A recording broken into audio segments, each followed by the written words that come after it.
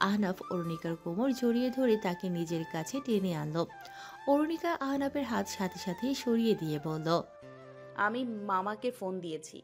25 বছর হওয়ার অপেক্ষা করতে হবে না। আমি এই বছরই ডিভোর্স নিচ্ছি। আহনাফের মুখ লাল হয়ে এলো। সে অরুণিকার হাত মুড়ে ধরে বলল, আমাকে চিনিস না তুই, আমি তোকে ডিভোর্স দিচ্ছি না। আমি একাই ফাইল করব, তোমার কিচ্ছু লাগবে না। ইভেন আমার বাবার ফ্ল্যাটটাও ভিক্ষা দিলাম তোমাদের। বেশি কথা বলিস না, আমি তোকে ছাড়ছি না। এমন কিছু করতে গেলে আমি তোর সাথে আরো খারাপ কিছু করব। হ্যাঁ, করবেই তো। এবার রেপ করবে আমি জানি। তারপর তোমার মায়ের আঁচল ধরে বলবে, মা আমি ঘুমিয়েছিলাম, অরুণিকা আমার গায়ে চড়ে বসেছে, রাইট?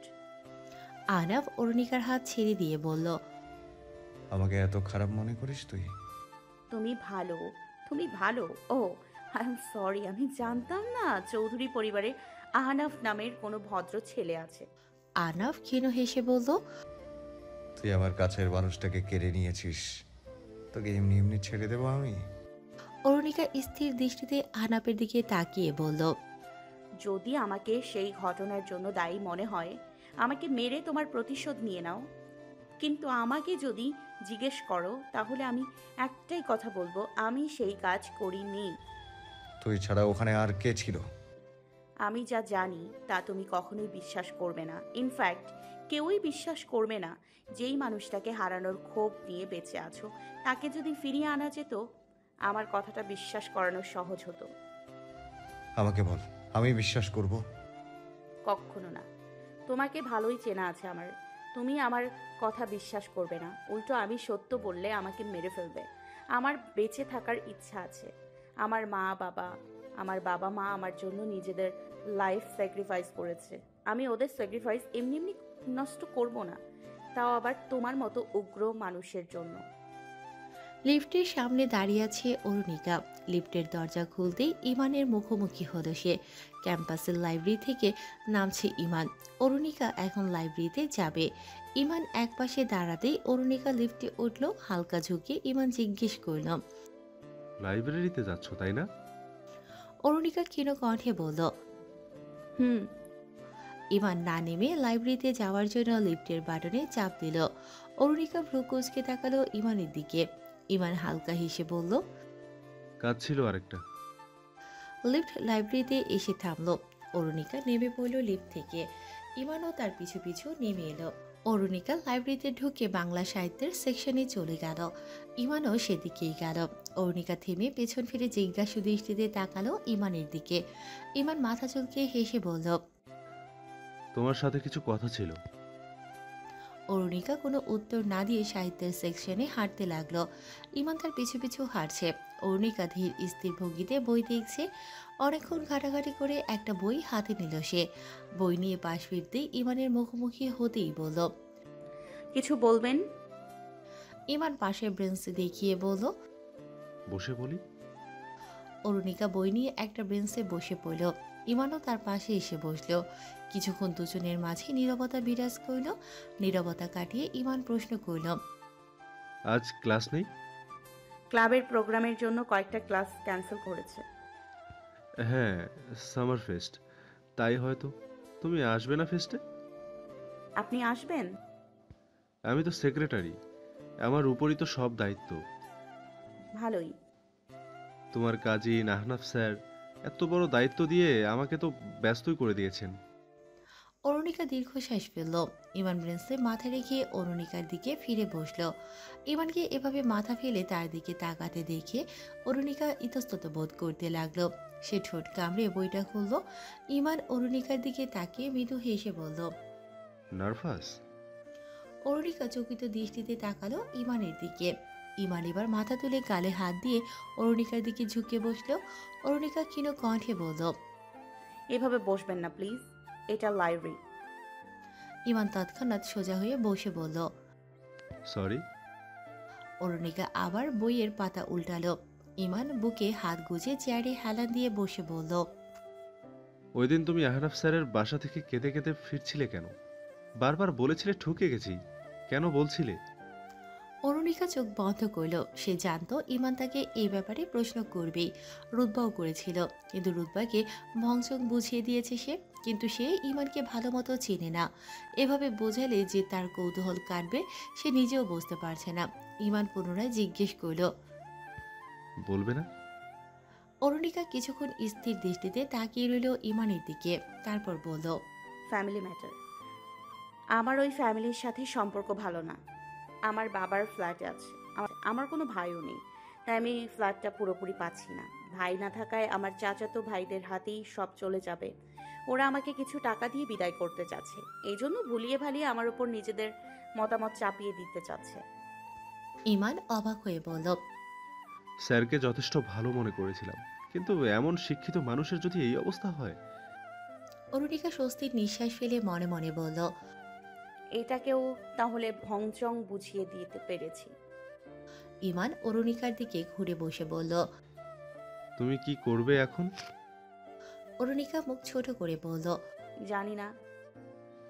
আরে ওদের মুখের উপর ফ্ল্যাটটা ছুঁড়ে মারো। অরুণিকা ভ্রু কুঁচকে ইমানের দিকে তাকিয়ে বলল, এত বড় ফ্ল্যাট আলগাবো কিভাবে? ছুঁড়ে মারা তো স্বপ্ন। আরে কথার কথা, বুঝো না দেখি। বলছি দিয়ে দাও ওসব লোভীদের ওই ফ্ল্যাট, আর চ্যাপ্টারটাও ক্লোজ করে দাও। অরুণিকা ক্ষীণ হেসে বলল। দেখি কি হয়। আহনাব ক্লাসে ঢুকতেই পুরো ক্লাসে চোখ বুলিয়ে নিল। কোথাও অরুণিকাকে না দেখে ঘড়ির দিকে তাকিয়ে বলল, ক্লাসের সিআর কি ক্লাবে জয়েন করেছে? সিআর কোথায়? তাহসিন উঠে দাঁড়িয়ে বলল, স্যার, তোমার গ্রুপ মেম্বার কোথায়? স্যারও লাইব্রেরি গিয়েছিল। অরুণিকা তখনই ক্লাসের বাইরে এসে দাঁড়ালো। আহনাব চোখ ছোট করে তাকালো অরুণিকার দিকে, এরপর মুখ ঘুরিয়ে নিয়ে ইশারায় ক্লাসে ঢুকতে বলল। অরুণিকা ক্লাসে ঢুকে তাহসিনের পাশে বসে পড়ল। আহনাবও ক্লাস নেওয়া শুরু করলো। আজ সে সাদা শার্ট পরেছে, সাথে কালো ফর্মাল প্যান্ট। ইন করেনি আজ, তবুও খুব সুপুরুষ লাগছে দেখতে। উজ্জ্বল শ্যামলা তার গায়ের রং, গরমে গাল লাল হয়ে যায়। সচরাচর ছেলেদের স্নায়ুস্ত্র কালো হয়, কিন্তু আহনাবের বাদামি। দেখলে মনে হবে মেহেদি লাগিয়েছে, কিন্তু এটা তার প্রাকৃতিকভাবেই হয়েছে। চুলগুলো বাদামি বর্ণের। আজ খুব গম্ভীরভাবে ক্লাস নিচ্ছে সে। মাঝে একটু আগেও অরুণিকার দিকে তাকাচ্ছে, কিন্তু অরুণিকার দৃষ্টি বরাবরই বইয়ের দিকে নিবদ্ধ। অরুণিকার চোখাচোখি হতে না পারায় আহত হচ্ছে সে। সেদিন কি একটু বেশি বেশি করে ফেলেছে? ইভান তো বলেছিল বেশি করলে অরুণিকাকেই হারিয়ে ফেলবে সে। সত্যি কি হারিয়ে ফেলবে? কিন্তু অরুণিকা তো তার বউ। এত সহজে কি তাকে ছেড়ে যেতে পারবে অরুণিকা? আহনাব ক্লাসের ফাঁকে এসব ভাবছে। এদিকে আহনাবের দিকে এক দৃষ্টিতে তাকিয়ে আছে জ্যোতি। সে গালে হাত দিয়ে মুগ্ধ দৃষ্টিতে দেখছে আহনাবকে। আনমনে ভাবছে, আরহাম স্যার এত স্মার্ট, ওনাকে দেখার পর থেকে মনে অদ্ভুত ভালো লাগা কাজ করে। জানি উনি স্যার, এটা কখনো সম্ভব না, কিন্তু এই ভালো লাগার কি কোনো মানে আছে? তবুও বেশি ভালো লাগে আমার ওনাকে। এই স্যারকে যদি বলতে পারতাম। আমি প্রায় ওনাকে স্বপ্ন দেখি, অনেক সুন্দর সেই স্বপ্নগুলো। স্যার তো এখনো বিয়ে করেনি, কিন্তু ওনার পছন্দ তো থাকতেই পারে। দূর, কে যাতা ভাবছি। তুর্য গান শেখাচ্ছে। অনেকেই ভিড় করেছে তার ক্লাসের বাইরে। রুদ্বাও তাদের মধ্যে একজন। ক্লাসের ফাঁকে তুর্যের চোখ আটকাল রুদ্বার দিকে। চোখাচোখি হতেই রুদ্বা চোখ বড় বড় করে তাকিয়ে সরে পড়ল। নিজের গালে নিজেই চড় খেয়ে বলল, নিজের মান সম্মান কিভাবে ডোবাচ্ছি আমি? স্যার হয়তো বুঝে গেছেন আমি তাকে দেখার জন্য এসেছি। রুদ্বা ধীর পায়ে হেঁটে কলা ভবনের এক পাশে এসে দাঁড়ালো। হঠাৎ পাশে কারো উপস্থিতি পেয়ে চমকে উঠল সে। পাশ ফিরে তুর্যকে দেখে অবাক হলো। তুর্য বুকে হাত গুজে বলল, আমাকে দেখলে এমন নার্ভাস হয়ে যাও কেন? রুদ্বা কি বলবে বুঝতে পারছে না। সে আশেপাশে তাকিয়ে দেখলো অনেক মেয়েই তুর্যের দিকে তাকিয়ে আছে। রুদ্বা নিজেকে স্বাভাবিক করে বলল, স্বাভাবিক, আপনি একজন সেলিব্রিটি, তাই হয়তো নার্ভাস লাগছে। তুর্য মৃদু হেসে বলল, আমি কিন্তু তোমার প্রতিবেশী। রুদ্বা তুর্যের দিকে তাকালো। তুর্য রুদ্বার চোখের দিকে তাকিয়ে হঠাৎ চোখ সরিয়ে নিল। মুহূর্তেই তুর্যের মুখটা বিষণ্ণতায় ছেয়ে যেতে থেকে রুদ্বা বিচলিত স্বরে বলল, কি হলো স্যার? তুর্য পকেটে হাত গুজিয়ে সামনে তাকিয়ে বলল, আমার ক্লাসের বাইরে এইভাবে উঁকি চুকি দেওয়া উচিত হচ্ছে না তোমার। তুমি টুইঙ্কলের ফ্রেন্ড, তাই তোমাকে বলে রাখছে। রুদ্বার মুখে ভিড় করলো মেঘের ঘন ঘটা। সে ক্ষীণ কণ্ঠে বলল, টুইঙ্কেলকে? সরি অরুণিকা, ওকে আমি একসময় টুইঙ্কেল বলেই ডাকতাম। রুদ্বার মুখটা কালো হয়ে গেল। সে নিচের দিকে তাকিয়ে আছে। তুর্য আর কিছু না বলে নিঃশব্দে হেঁটে চলে গেল। এদিকে রুদ্বা ধীরে ধীরে তার আহত চোখজোড়া উঠিয়ে তুর্যের যাওয়ার পথের দিকে তাকিয়ে রইল। ক্লাস শেষ হতেই অরুণিকা ক্যান্টিনে রুদ্বার পাশে এসে বসল। রুদ্বার মুখটা মলিন হয়ে আছে। অরুণিকা তার ব্যাগটা ব্রেঞ্চে রেখে রুদ্বার দিকে হালকা ঝুঁকে জিজ্ঞেস করল, কিরে, মুখটা অন্ধকার করে রেখেছিস কেন? বকা খেয়েছিস নাকি ইভান স্যার? রুদ্বা অরুণিকার দিকে তাকিয়ে বলল, তুই তো জানিস আমার প্রচুর বই পড়ার শখ। হ্যাঁ, কিন্তু তুই যখন থেকে রহস্য ব্যান্ডের গান শুনতে বললি, বই আর মন বসে না। সারাদিন আমি ওদের কনসার্টে ভিডিও দেখি। তো ওই ব্যান্ডের মেন ভোকালিস্ট তুর্য শেখ। রুদ্বা এইটুকু বলে থামলো। ব্যাগ থেকে পানির বোতল বের করে খেয়ে নিল। অরুণিকা রুদ্বার হাত ধরে বলল, কি হয়েছে? রুদ্বা চোখ মুখ খিচে বলল, আমার তুর্য স্যারকে ভালো লাগে। অরুণিকা চমকে উঠল রুদ্বার কথায়। রুদ্বা অরুণিকার হাত ধরে বলল, স্যার তোর পরিচিত, আমি জানি তোর কাজিনের বন্ধু। প্লিজ তোর কাজিনকে বলে আমার সাথে একটু সেট করিয়ে দে। অরুণিকা রুদ্বার হাত এক ঝটকায় সরিয়ে দিয়ে বলল, অসম্ভব, তুই আমাকে এসব কথা বলছিস? এসব কথা বলছি মানে? সেট করিয়ে দে মানে কি? তুই এসব সেটমেট নিয়ে কখন থেকে পড়ে আছিস? তুই শুধু ক্রাশ খেয়ে যদি এমন কথা বলিস। তুই চাস না আমাদের মধ্যে কিছু হোক? তুই আমার বেস্ট ফ্রেন্ড অরু। তুর্য শেখকে তুই ভালোভাবে চিনিস না। আমি তোর বেস্ট ফ্রেন্ড, তাই তোকে বলছি ওনার কাছ থেকে দূরে থাক। রুদ্বা হতাশ দৃষ্টিতে তাকিয়ে রইল অরুণিকার দিকে। অরুণিকা বলল, ওনাকে দেখে যতটা সুইট মনে হচ্ছে উনি ওরকম সুইট না। তুই কিভাবে জানলি? আমার কাজিনের বন্ধু, আমি চিনব না? ছোটবেলা থেকে একই এলাকায় ছিলাম, একসাথে বড় হয়েছি। আচ্ছা, কেমন উনি? প্লে বয়, বাস। এর বাইরে আর কিচ্ছুই বলার নেই। ওনার গান কেন শুনতি তাহলে? ভালো লাগতো তাই শুনতাম। আর প্লে বয়ের গান কেউ শোনে? অরুণিকা কপাল চেপে ধরে মনে মনে বলল, তোকে কিভাবে বোঝাই আমি তুর্যের জন্য সেই ব্র্যান্ডের গান শুনতাম না। ওদের আরও ভোকালিস্ট আছে যাদের কেউ চেনে না, কিন্তু আমি জানি তারা কারা। রুদ্বা অরুণিকার হাত ঝাঁকিয়ে বলল, বল। পৃথিবীতে কত সেলিব্রিটি আছে যাদের মুভি দেখি আমরা, কিন্তু ওদের নামে কত কেস। তাই বলে কি মুভি দেখা বাদ দেই না তো? তো এসব কেমন প্রশ্ন রুদ্বা? গান ভালো গায় তাই বলে কি মানুষটাও ভালো হবে? রুদ্বা ক্ষীণ কণ্ঠে বলল। তোকে টুইঙ্কেল কেন ডাকে উনি? অরুণিকা স্তব্ধ হয়ে তাকিয়ে রইল রুদ্বার দিকে। টুইঙ্কেল নামটা শুনে বুকটা কেঁপে উঠেছিল তার। অতীতের এলোমেলো স্মৃতি চোখের সামনে ভেসে উঠেছিল মুহূর্তেই। পরক্ষণে নিজেকে সামনে নিয়ে অরুণিকা বলল, ছোট বয়সে কতজন কত নাম দিত, ওরকম একটা নাম ছিল টুইঙ্কেল। অনেকেই ওই নামে ডাকতো আমাকে। রুদ্বা হতাশ হয়ে বলল, ওনাকে যে আমার প্লে বয় মনে হয়নি, কিন্তু তুই যেহেতু বলছিস তাহলে হয়তো হবে। অরুণিকা চুপ করে রইল। রুদ্বা বলল, ওনাকে কি চেঞ্জ করা সম্ভব না? অরুণিকা রুদ্বার হাত ধরে বলল, না, শুধু শুধু কি দরকার? ওদের ফ্যামিলি অন্যরকম, তুই ওনাকে ভুলে যা। ওখানে অ্যাডজাস্ট করা তোর পক্ষে সম্ভব না। কেমন ফ্যামিলি? আমি শুধু শুধু এসব বলতে চাচ্ছি না, কাউকে নিয়ে সমালোচনা করা ভালো না। এইটুকু বলবো, উনি তোর জন্য ভালো হবে না। রুদ্বা বিষণ্ণ মুখে বসে আছে। অরুণিকা রুদ্বার মুখের দিকে তাকিয়ে দীর্ঘশ্বাস ফেলল আর মনে মনে বলল, তুর্য শেখ আমার রকস্টার। মানুষটা অনেক ভালো রে রুদ্বা, কিন্তু শুধু আমার জন্য। মানুষটাকে আমি চিনি, অনেক ভালো করে চিনি। তোকে কখনো ভালোবাসবে না তুর্য। তোকে আমি কখনো বলতে পারবো না তুর্যের অতীত। আপন মানুষদের সমালোচনা করা যায় না, তাদের দোষ ধরা যায় না, কিন্তু আমার হিরো অন্য কারো জীবনে ভিলেন হয়ে এসেছিল। তোর জীবনে আবার সে ভিলেন হয়ে আসুক, আমি চাই না। তুই অনেক ভালো থাক। তোমার তো দেখছি বই পড়ার নেশা। অরুণিকা চমকে উঠল ইমানের গলার স্বর শুনে। ইমান সিঁড়ির হাতলে হাত রেখে দাঁড়িয়ে আছে। অরুণিকা ছাদের সিঁড়িতে বসে বই পড়ছিল এতক্ষণ। ইমানকে দেখে উঠে দাঁড়ালো সে। রেলিংয়ের কাছে এসে ব্যস্ত হাতে চোখ মুছতে লাগলো। ইমান ভ্রু কুঁচকে বলল, কাঁদছো তুমি? অরুণিকা অন্যদিকে মুখ ঘুরিয়ে নিল।